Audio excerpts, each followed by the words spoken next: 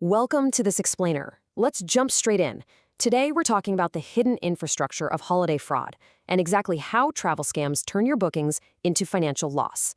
This isn't just about a missing reservation. We're looking at a massive, invisible machine that's literally turning dream vacations into absolute financial nightmares. If you've ever booked a flight, a hotel, or a vacation rental online, you absolutely need to see what's happening behind the scenes. Okay, let's dive into this. You probably think you're pretty savvy online, right? You see the question, think you can spot a fake holiday, and you're probably thinking, well, yeah, for sure. Most of us assume travel fraud is just some unbelievably cheap flight and a spammy email or a website riddled with typos. But we're going to see why even the most careful, detail-oriented planners are falling into these incredibly sophisticated traps. To put things into perspective, look at this staggering number, £11 million. That was the UK's financial loss in 2024 alone, coming from over 6,000 reported cases of holiday fraud. And honestly, that's just what's reported. So many victims are just too embarrassed to say anything, or they assume they'll never get their money back. And the absolute worst part, many don't even realize they've been scammed until they show up at the airport or the rental house with their family, only to find out the booking never existed. Section 1. The illusion of travel scams. We need to completely shatter the myth of the lone hacker sitting in a dark basement. What we're actually dealing with is a cyber-enabled financial crime ecosystem. Now, what does that actually mean? It means we're talking about highly organized criminal networks operating on a corporate level. The holiday itself might be totally fake, but the infrastructure pulling off the fraud, that's entirely real. They use professional advertising accounts, payment processors, and dedicated teams whose only job is to launder stolen funds. This is a full-scale business. This setup is basically the dark mirror of the travel industry. Look at the split here. On the left, we travelers see flash sales, ticking countdown clocks, and we feel the deep emotional pull of a honeymoon or a big family reunion. But on the right, criminals see urgency triggers. They see a goldmine for high-value data harvesting, and most importantly, exploitable emotional pressure. They know that when you're desperate to book that once-in-a-lifetime trip, you're way more likely to accept a weird payment request. They literally weaponize our own excitement to bypass our logic. Section 2. How fake bookings actually work.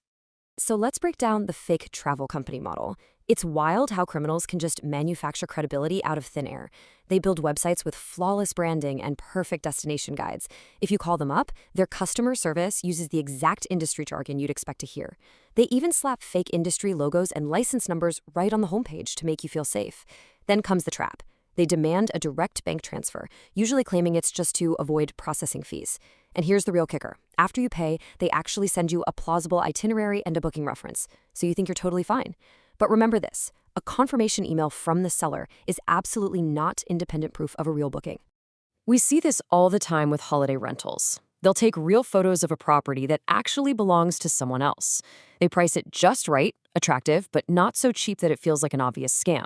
Then they crank up the pressure, pushing you to send a deposit before someone else snags it. And they will always try to pull you off the main booking platform. They'll ask to switch over to WhatsApp or email. The second you move your conversation and your money away from a recognized platform, you instantly lose all their built-in payment controls and dispute protections.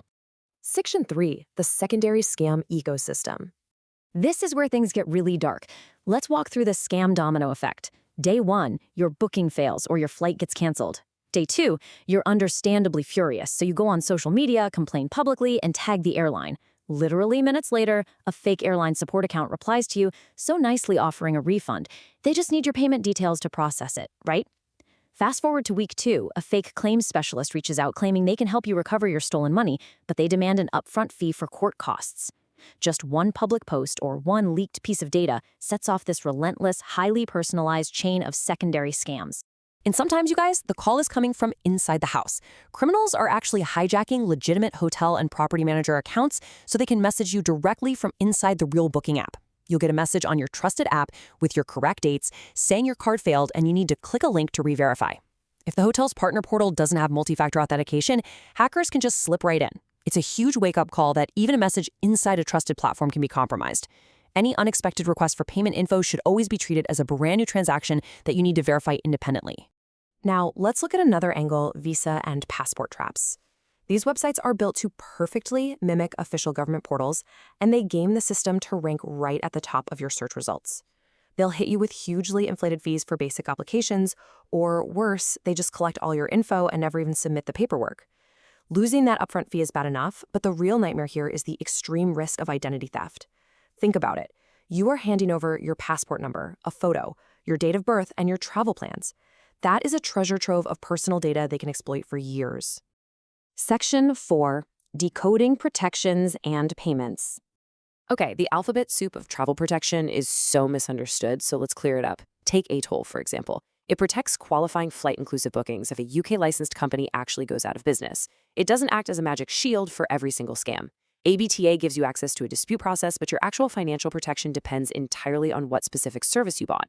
Package travel laws are great, but if you DIY'd your trip and booked your hotel and flight separately, you might not be covered. And standard travel insurance, awesome for a medical emergency or a lost bag, but it almost never reimburses money you voluntarily wired to a scammer.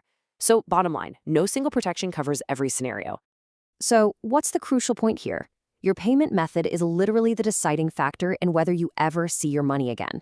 Let's compare them. With credit cards in the UK, Section 75 means your provider can be jointly liable for breaches over £100. Plus, you've got chargeback options and much stronger recovery routes. Bank transfers, on the other hand, way fewer protections. If any travel company asks you to wire money to a personal account, pay with crypto, or jump off the recognized booking platform to pay them, that is a massive, flashing red warning light. Section 5. Building your personal control stack. So, how do we fight back? Here is your 5-layer defense. First, independent verification. Actually type the website address directly into your browser. Do not rely on search engine ads. Second, supplier validation. Verify their ATEL or company details yourself through official records, because online reviews are easily faked. Third, payment discipline. Stick exclusively to credit cards and official platform payment systems. No exceptions. Fourth, account security. Your travel apps hold your stored credit cards, so use unique passwords and turn on multi-factor authentication. Finally, document preservation. Save every single invoice, cancellation policy, and email thread. These 5 habits empower you to completely close the trust gap before you ever hit confirm. Now, if you do realize you've been caught in a scam, speed is absolutely critical. Here is your emergency response plan. Step 1, immediately call your bank or card provider to stop the payment or start a chargeback. Step 2, independently contact the genuine hotel or booking platform to report the breach. Step 3, change your passwords and start with your primary email account because that is the master key for resetting everything else. Step 4, preserve all your evidence, receipts, URLs, messages, and report it to your national fraud or police service.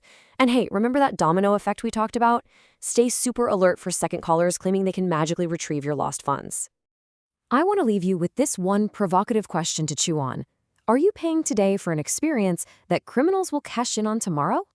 The entire reason holiday fraud works is because of the trust gap.